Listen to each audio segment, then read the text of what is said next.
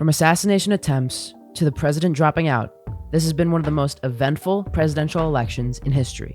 In July, Donald Trump seemed almost guaranteed the presidency. And here we are in October with an absolute nail-biter. And we are less than 2 weeks away from it all coming to a head. So who's going to win?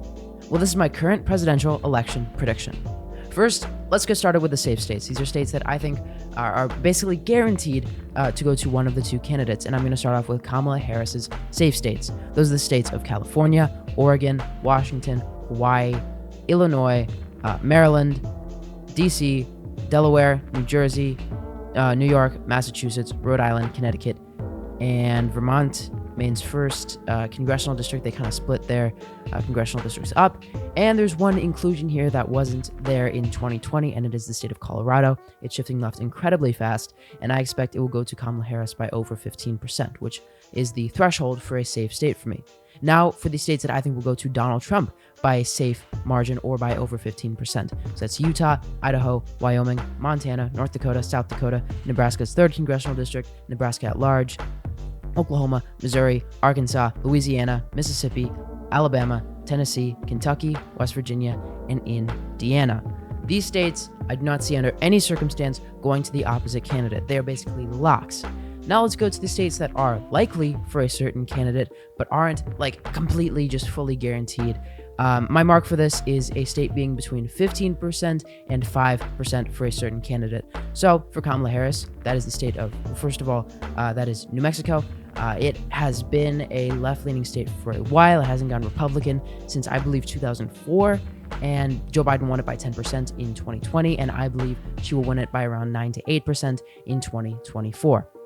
Next, the state of Minnesota is the home state of Coach and vice presidential nominee Tim Walz, and I expect her to carry it by around 6%. Next, there is Nebraska's 2nd congressional district. It has been shifting to the left incredibly fast. It is basically the city of Omaha and its suburbs, which do not like Trump. Trump is toxic to the suburbs, and I think Harris's gains with college-educated voters are seriously going to help her there. And I think she will win it by more than Joe Biden did in 2020 and win it by around 8%.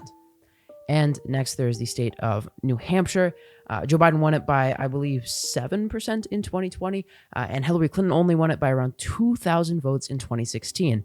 I believe she is going to do better than Biden just because of her sheer gains with college-educated white voters. And the same goes for Maine. I believe she will win New Hampshire by around 7, Maine by around 9. And the final likely state that I have for Kamala Harris is the state of Virginia. You've been hearing, most likely, if you've been watching early vote totals, you might have been seeing about how Virginia could be shifting red and Trump could have it in play.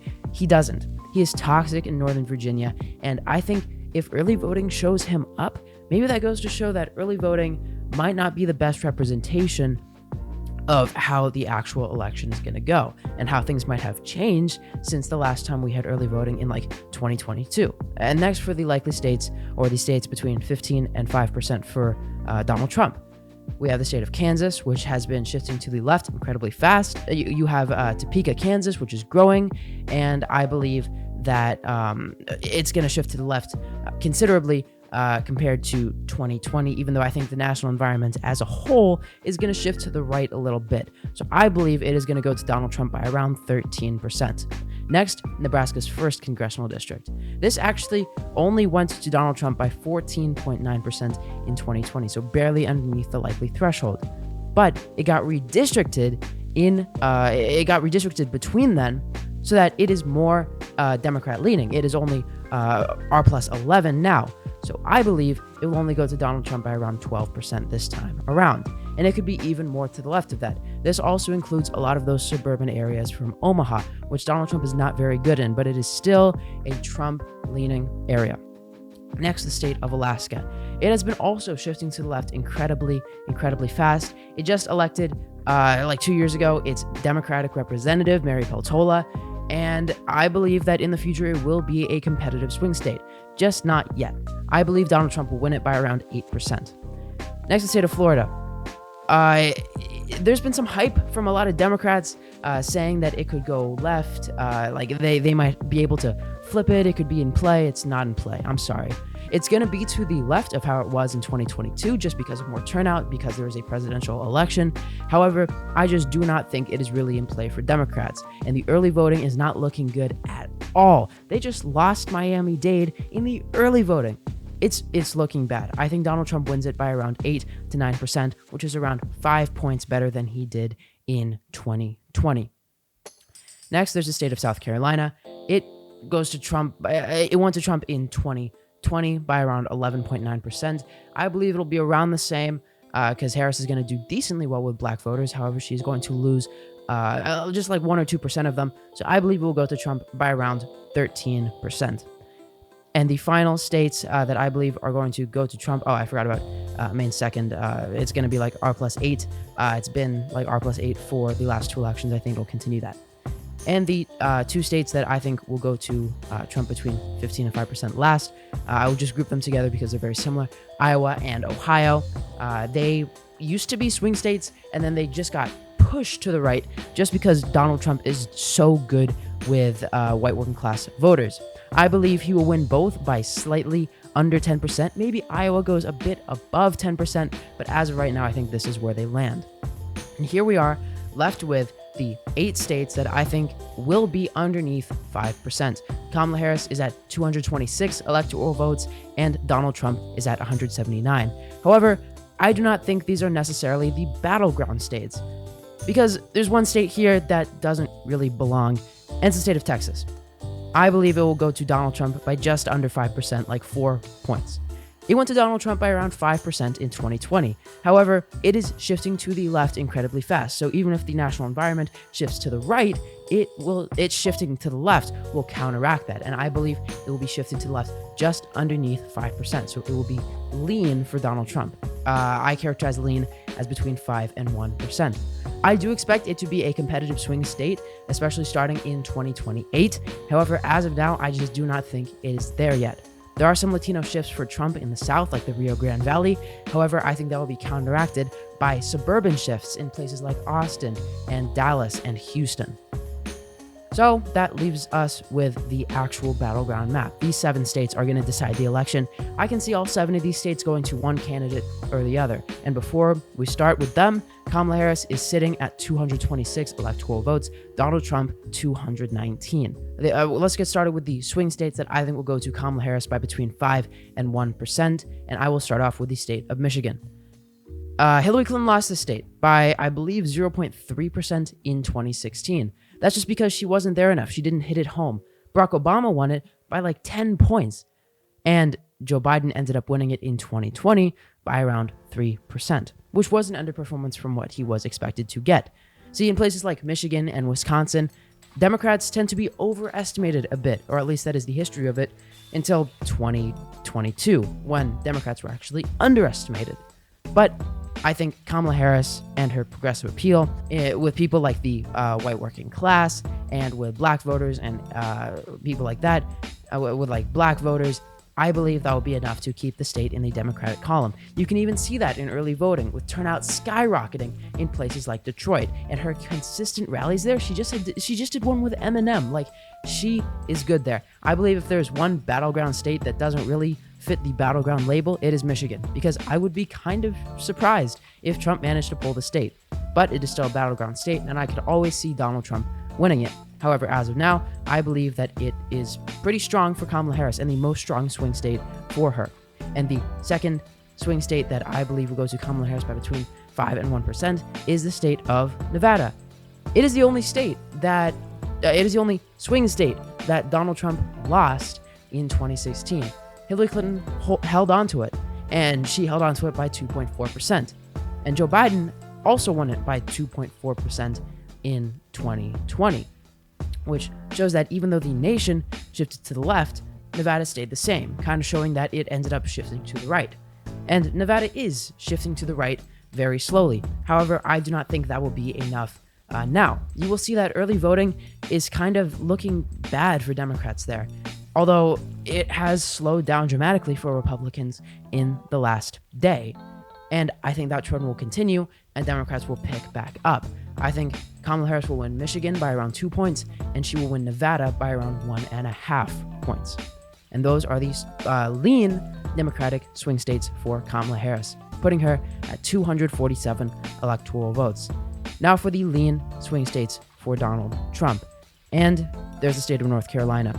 At one point, I had this going to Kamala Harris. I'm not going to lie. After the debate, it seemed like she had all the momentum and she was going to win it. However, and we just had the Mark Robinson scandal like a month ago, and he's the Republican nominee for governor. We had all that horrible stuff come out about him. He's going to lose by around at least 15%, and I'd expect that to shake up the race for president just a little bit. However, at this point, I do not think it's enough for it to even be in the tilt category. I believe Donald Trump will win it by just above 1%. It voted for him by a little bit more than 1% in 2020, even though Joe Biden absolutely hammered it, and it just wouldn't go. It has not gone Democratic for a presidential election since 2008. I would not be surprised if Kamala Harris ended up winning it. However, I just do not think that is the most likely path right now. I believe Donald Trump is the favorite in it. And that leaves us with the 4 battleground states that I believe will be below 1%. And I'm going to start off with the tilt states for Kamala Harris. So these are the states that I think will go to her by below 1%. So I'm going to start off with the state of Pennsylvania. Yeah, this is normally a huge one. It is the most populous swing state, and I believe she is in a good position for it. She has she's been doing somewhat well in the polls. You've seen Republicans start to do better there, and frankly, in all of these polls recently. However, that was to be expected. You'll see in 2016, in 2020, in 2022, in 2012, Republicans start to surge in late October, and that's what we've been seeing in the last month. So I don't really take that much into consideration. But looking at things like the Pennsylvania early voting, where Democrats are starting to build a sizable firewall, where I expect them to hit 520,000 votes in the firewall by election day. That is good. That is basically what she needs to be decently favored in the state. I could easily see her winning it by more than 1%. She is growing in the Philadelphia suburbs, in the Scranton suburbs, in the Pittsburgh suburbs, and that is what got Joe Biden the state in 2020, and that is what I think will bring her the state in 2024. I think it will go to her by just under 1%. And that leaves Kamala Harris at 266 electoral votes, one state away from the presidency. But let me say, these 3 states that are remaining, they aren't really locks for her. She isn't even looking like extremely good in them. I could easily see all 3 of these states going to Donald Trump on election night. However, looking at this, I think that she has the absolute slightest of an edge in the state of Wisconsin. So yes, I think she will win the presidential election. I believe it is extremely close, but I believe she does have the edge, just barely pulling it in Wisconsin. Now, why is that? Well, I believe that it partially comes down to, her vice presidential pick. Tim Walz is from the state of Minnesota, right next to it, and he is from a driftless area in Minnesota, which is like here. He is from a driftless area in Minnesota, which is in the south of Minnesota. And that is a very similar area to Wisconsin's driftless area, which is in the southwest of Wisconsin. And that is an area that greatly determines elections. It's what made their Democratic governor be reelected in 2022. It is what made the Republican senator be reelected in 2022. And I believe it is what will carry the Democrats to victory there. You've also seen her do decently well in turnout in Milwaukee. Obviously, this could change. Obviously, Wisconsin could go red extremely easily. But as of right now, I believe she has the slightest edge. And now, for the 2 swing states that I believe will go to Donald Trump by less than 1%, starting off with the state of Georgia. Georgia is a historically Republican state. It went to George Bush by 8%, I think both times. It didn't even go to Barack Obama when he ran in 2008 and 2012. However, we saw in 2016, it unexpectedly shifted to the left. That's because the Atlanta suburbs just began to detest Donald Trump, and you started to get tons of more turnout in places like Atlanta, in Metro Atlanta, which led to Democrats doing even better there. You almost saw them win the governor election there in 2018, and then you finally saw it break. It flipped in 2020 in the presidential election and in the 2 Senate elections, and then you saw it go Democrat again in the Senate election in 2022, re-electing Raphael Warnock. I believe that Democrats are in a decent spot in Georgia. However, it's just not good enough. They, in early voting, are doing decent in places like Metro Atlanta. However, they just aren't really cracking it in places like Savannah, which is Georgia's 2nd largest city. And then you had kind of a bombshell. AJC, which is Georgia's largest and most accurate poll, found that they had Georgia going to Trump by 4%. I do not think that will hold. It is their final poll, but I think they're overestimating Trump. But I just do not think they're overestimating him enough for it to go to him. For it to go to Harris. I believe it will go to Donald Trump by a little bit less than 1%. However, I can easily see Democrats winning it. It is shifting to the left extremely, extremely fast, and I can see them pulling it off. And the final swing state on the map is the state of Arizona, and I believe it will go to Donald Trump by less than 1%. It is extremely similar to Georgia, a lifelong Republican state that shifted to the left when Donald Trump became the Republican nominee. It has suburbs that greatly grew against Trump and metro cities that grew in turnout. Here, it is Phoenix and Maricopa County. In Georgia, it is Atlanta. They are very similar states, and they are both shifting to the left quite fast. However, I just do not think it will be enough, but I can easily see it happen. Arizona has an abortion referendum, which will bring out turnout. Republicans were also once doing well with early voting turnout, are now seeing turnout skyrocket in places like Maricopa County with Phoenix and Pima, which are Democratic places. And I believe that if this continues, Kamala Harris can seriously become the favorite in Arizona. I just do not think she is there yet. However, I can easily see her pulling it off. So this is my final map. 276 electoral votes for Kamala Harris and Donald Trump with 262.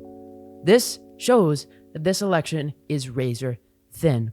All you need is a slight overperformance from Kamala Harris for her to win 319 electoral votes.